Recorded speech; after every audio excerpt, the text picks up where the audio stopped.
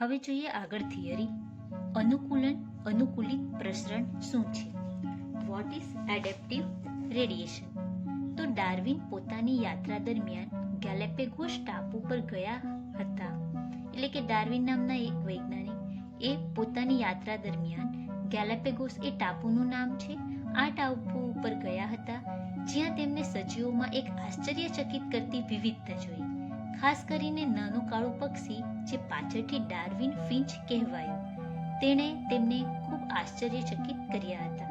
એટલે કે ડાર્વિન પોતાની યાત્રા ઉપર ગયા હતા ત્યારે એમને ગેલેપેગોસ ટાપુ ઉપર ઘણા પ્રકારના સજીવોની જાતિ જોઈ હતી. એમાં ખાસ કરીને એક નાનું કાળા રંગનું પક્ષી જોયું અને ડાર્વિને પાછળથી એનું નામ આપી દીધું ડાર્વિન ફિન્ચ.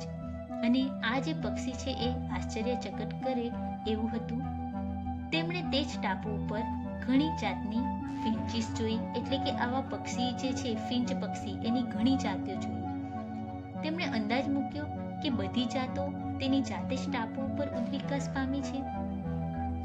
મૂળભૂત ફિન્ચમાં બીજહારી લક્ષણોની સાથે સાથે અન્ય સ્વરૂપો માટે પણ તેમને ચાંચો વિકસિત થઈ છે કે જેણે તેમને કીટ પક્ષી અને શાકાહારી ફિન્ચ બનાવી દીધી. એટલે કે ડાર્વિને જ્યારે ગેલેપેગોસ ટાપુ ઉપર યાત્રા માટે ગયા ત્યારે ફિન્ચીસ જે છે ડાર્વિન ફિન્ચીસ એની ઘણી જાતો જોઈ અને આ જાતો કઈ રીતે ઓળખી શકાય? તો એની ચાંચને આધારે જોઈ શકાય છે. વિવિધ જાતિઓના ઉદ્વિકાસની પ્રક્રિયાઓ આપેલા ભૌગોલિક વિસ્તારના એક બિંદુથી શરૂ કરી બીજા ભૌગોલિક વિસ્તારો એટલે કે નિવાસસ્થાનો સુધી પ્રસરવાની પ્રક્રિયાને અનુકૂલિત પ્રસરણ એટલે કે એડેપ્ટિવ રેડિયેશન કહેવાય છે. એટલે કે કોઈ એક જાતિ છે, કોઈ એક વિસ્તાર છે, ત્યાં વિવિધ જાતિના સજીવો ઉદ્વિકાસ પામેલા છે અને કોઈ એક ચોક્કસ વિસ્તારથી અલગ અલગ વિસ્તારમાં જ્યારે એ પ્રસરણ પામે, અલગ અલગ ભૌગોલિક વિસ્તારમાં પ્રસરણ પામે અને ત્યાં જઈ એ ચોક્કસ નિવાસસ્થાન ઉપર વસી જાય, એને કહેવાય અનુકૂલિત પ્રસરણ. હવે આપણે આ ફિન્ચની ચાંચમાં વિવિધતા કે જે ડાર્વિને ગેલેપેગોસ ટાપુ ઉપર જોઈ હતી. ડાર્વિને ફિન્ચની એટલે કે પક્ષીની ઘણી બધી જાતો જોઈ. તો આ પક્ષીની જાતોમાં એમણે જોયું કે આ જે ફિન્ચ પક્ષી છે તો એક જ પ્રકારના પક્ષી, પરંતુ એની ચાંચને આધારે આપણે એની જાત ઓળખી શકીએ છીએ. ધારો કે આ જે પહેલા નંબરનું પક્ષી આપેલું છે એની ચાંચ કેવી છે? મોટી અને પહોળી છે. જ્યારે બીજા નંબરનું પક્ષી એ પહેલા નંબરના પક્ષી કરતાં થોડી નાની છે અને થોડી લાંબી છે. ત્યાર પછી નાની છે અને ટૂંકી છે. જ્યારે એક પક્ષીની જાત જેમાં ચાંચ પાતળી છે અને લાંબી છે. તો આ અલગ અલગ પક્ષી જે છે અલગ અલગ પ્રકારના ખોરાક ખાવા માટે ટેવાયેલા હોય છે.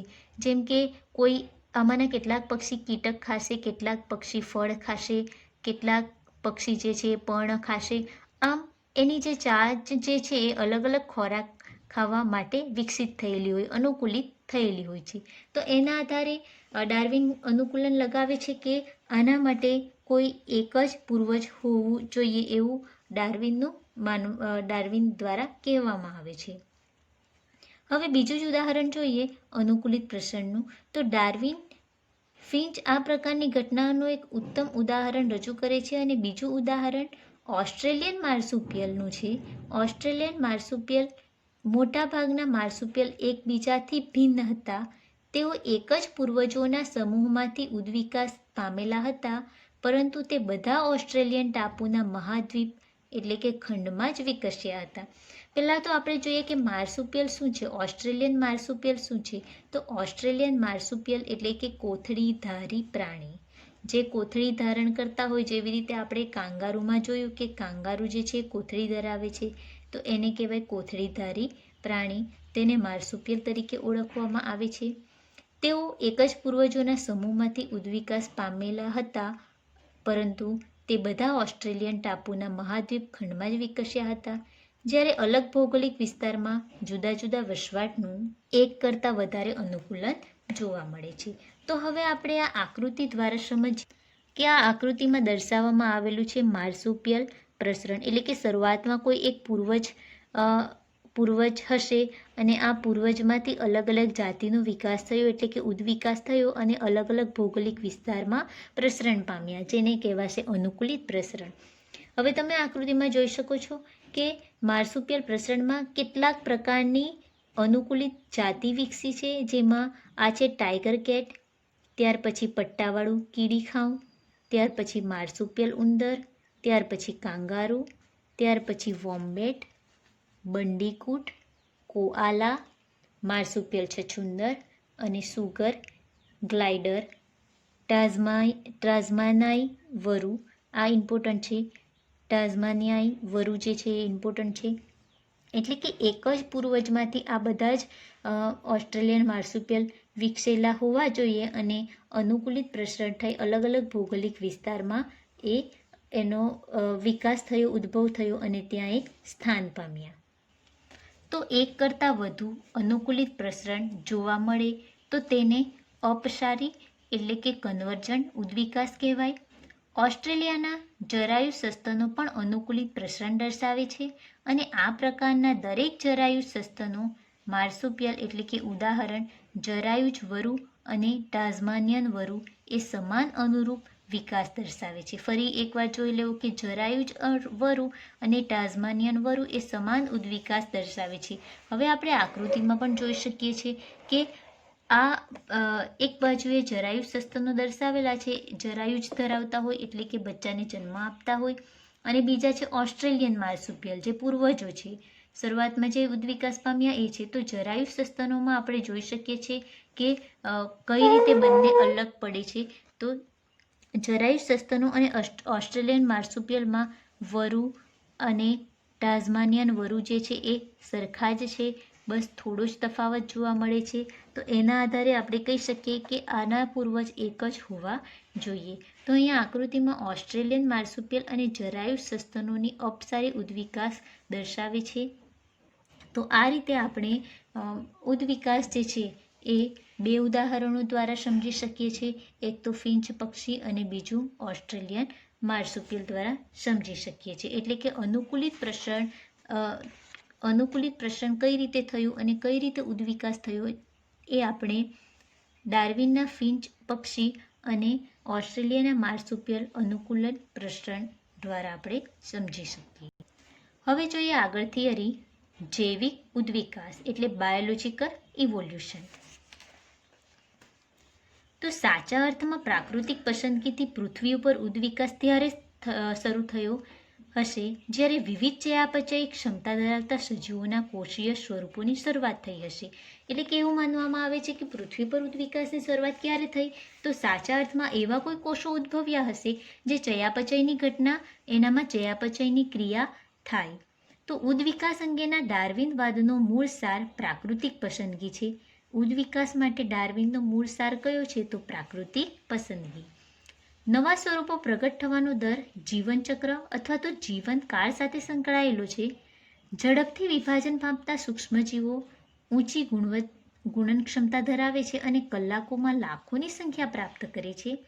અને આપેલા માધ્યમમાં વૃદ્ધિ પામતી બેક્ટેરિયાની એક વસાહત, ધારો કે એ ખાદ્ય ઘટકોનો ઉપયોગ કરવાની ક્ષમતાના સંદર્ભમાં વિવિધતા ધરાવે છે અને માધ્યમના બંધારણમાં ફેરફાર કરવામાં આવે તો વસ્તીનો ફક્ત એક જ ભાગ એટલે કે ધારો કે બી બાકી રહે છે જે નવી બદલાયેલી પરિસ્થિતિમાં ટકી રહે છે.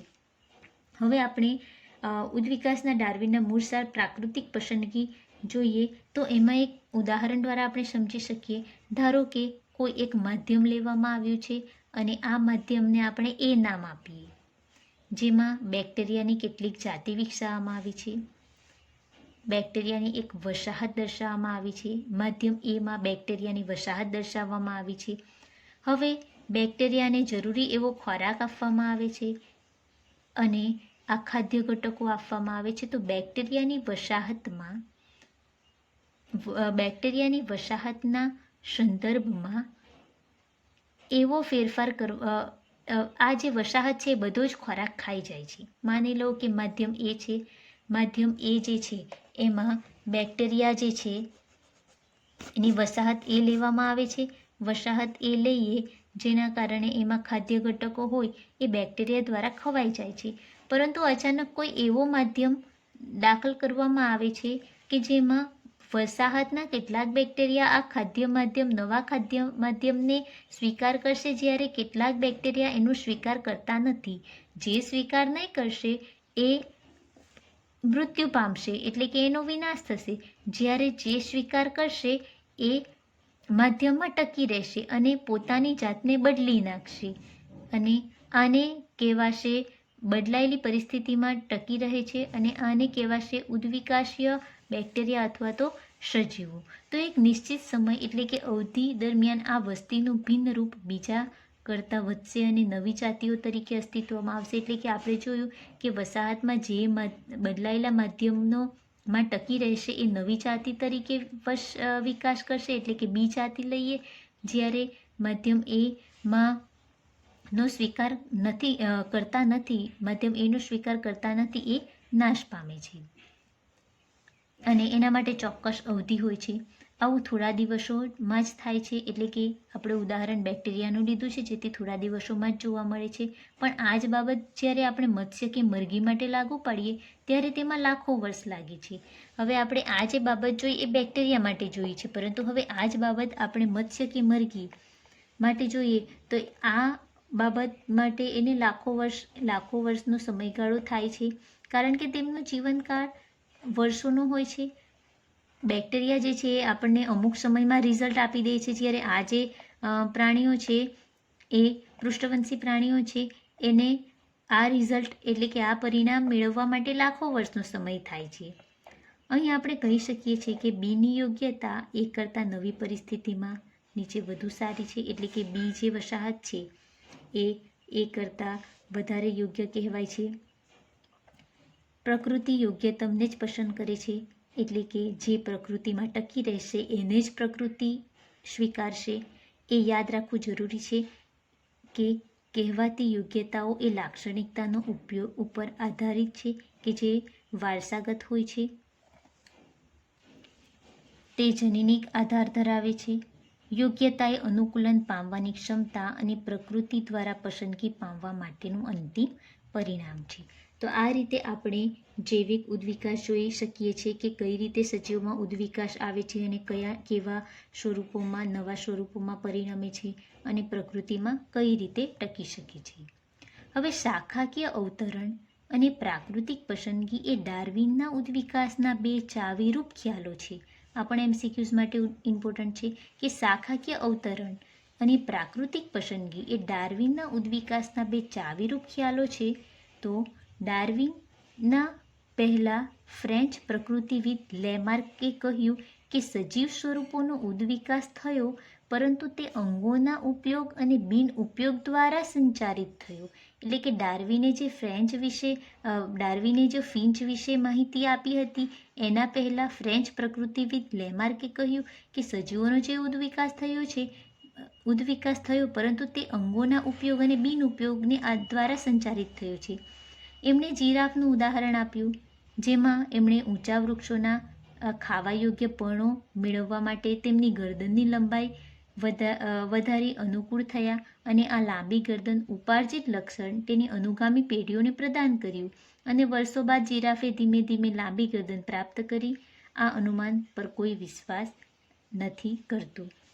એટલે કે આ લેમાર્ક એવું કહેવા માંગે છે કે પહેલાંના ટાઈમમાં જીરાફ જે છે એની ગરદન ટૂંકી હતી, પરંતુ એ વૃક્ષોના પર્ણો ખાય છે અને ધીમે ધીમે વૃક્ષ ઊંચું થાય છે, જેના કારણે જીરાફ જે છે કુમળા પર્ણો ખાવા માટે પોતાની ડોક જે છે એ ઊંચી કરે છે, અને આ રીતે ધીમે ધીમે ઉદ્વિકાસ થયો અને જીરાફની ડોક જે છે ઊંચી થઈ ગઈ, અને આ એનું ઉપાર્જિત લક્ષણ થઈ ગયું. એટલે કે એની બીજી પેઢીમાં પણ ઊંચી ડોક બની ગઈ, અને આ રીતે પેઢી દર પેઢી એની ગરદન ઊંચી થઈ ગઈ. પરંતુ આ જે બાબત છે એ કોઈ પણ વ્યક્તિ દ્વારા વિશ્વાસ કરતું નથી. શું ઉદ્વિકાસ એ એવી પ્રક્રિયા અથવા તો એક પ્રક્રિયાનું પરિણામ છે? આપણે જે દુનિયામાં જોઈએ છીએ એ સજીવ હોય કે નિર્જીવ, પરંતુ તે માત્ર ઉદ્વિકાસની એક સફળ ગાથા છે. એટલે કે આપણે જે હાલ અત્યારે કુદરતને જોઈએ છે તો આ એક પ્રક્રિયા છે કે પછી એ પ્રક્રિયાનું પરિણામ છે, એ હજુ પણ ક્વેશ્ચન માર્ક્સ છે. કે હાલનું નેચર આપણે જોઈએ છે આપણી આજુબાજુનું વાતાવરણ કે સજીવો, તો એ પ્રક્રિયા થઈ રહી છે કે પ્રક્રિયા થઈ ચૂકી છે એના વિશે આપણને ખ્યાલ નથી. તો આજે જે દુનિયા આપણે જોઈએ છે તે સજીવ હોય કે નિર્જીવ, પરંતુ તે માત્ર ઉદ્વિકાસની એક સફળ ગાથા છે. એટલે કે વ્યક્તિઓ દ્વારા કહેવામાં જ આવ્યું છે કે આવી રીતે ઉદ્વિકાસ થયું હશે અને આવી રીતે ઉદ્વિકાસ થશે. જ્યારે આપણે આ વિશ્વની ગાથા વર્ણવીએ છીએ ત્યારે આપણે ઉદ્વિકાસનો એક પ્રક્રિયા તરીકે વર્ણવીએ છીએ. એટલે કે જ્યારે આપણે ઉદ્વિકાસ વિશે સમજૂતી આપીએ ત્યારે એવું કહીએ છીએ કે આ સજીવમાંથી આ સજીવ બન્યું, જેથી ઉદ્વિકાસ થયો કહેવાય. ધારો કે આપણે કહીએ કે એકાંગીમાંથી દ્વિઅંગી બની અને દ્વિઅંગીમાંથી ત્રિઅંગી બની, એટલે કે એક પ્રક્રિયા દ્વારા વર્ણવીએ કે અમુક પ્રક્રિયા થઈ હશે જેના કારણે એનું સ્વરૂપ બદલાઈ ગયું હશે. બીજા સંદર્ભમાં જ્યારે આપણે પૃથ્વી ઉપરના સજીવોના જીવનની ગાથાઓ વર્ણવીએ છીએ ત્યારે આપણે ઉદ્વિકાસને પ્રાકૃતિક પસંદગી કહેવાતી પ્રક્રિયાઓના પરિણામ તરીકે મૂલવીએ છીએ.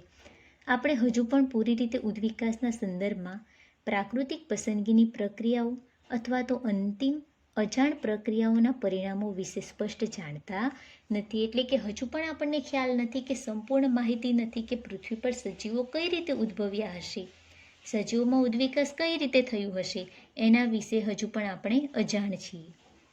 એ પણ શક્ય છે કે થોમસ માલ્થસનું વસ્તી પરનું કાર્ય ડાર્વિનને પ્રભાવિત કરી ગયું હોય. એટલે કે થોમસ માલ્થસ નામના વૈજ્ઞાનિક છે, એમણે વસ્તી ઉપર કાર્ય કર્યું હતું જે ડાર્વિનને પ્રભાવિત કરી ગયું હોય, એટલે કે ડાર્વિનને પસંદ આવી ગયું હોય.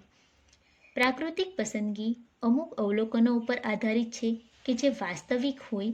ઉદાહરણ તરીકે કુદરતી સ્ત્રોત મર્યાદિત છે, અપવાદ રૂપે ઋતુકીય ફેરફારોને બાદ કરતા. એટલે કે બધા જ કુદરતી સ્ત્રોત જે છે એ મર્યાદિત છે, પરંતુ ઋતુકીય ફેરફારો જે થાય એને બાદ કરતા. વસ્તીનું કદ પણ સ્થાયી છે. વસ્તીના સભ્યો બહારથી જોતા સમાન લાગતા હોવા છતાં લક્ષણોમાં ભિન્નતા દર્શાવે છે. હવે આપણે કોઈ એક સજીવની વસ્તી જોઈએ, ધારો કે મનુષ્યની વસ્તી જોઈએ તો મનુષ્ય આપણને દેખાવામાં સરખા જ હોય છે, પરંતુ એમના લક્ષણોમાં ભિન્નતા જોવા મળે છે. બે વ્યક્તિઓ પણ એક જ જેવી સરખી હોતી નથી. ધારો કે મનુષ્યની જાતિ આપણે લઈએ તો પણ બંને વ્યક્તિ એકબીજા જેવી સરખી હોતી નથી.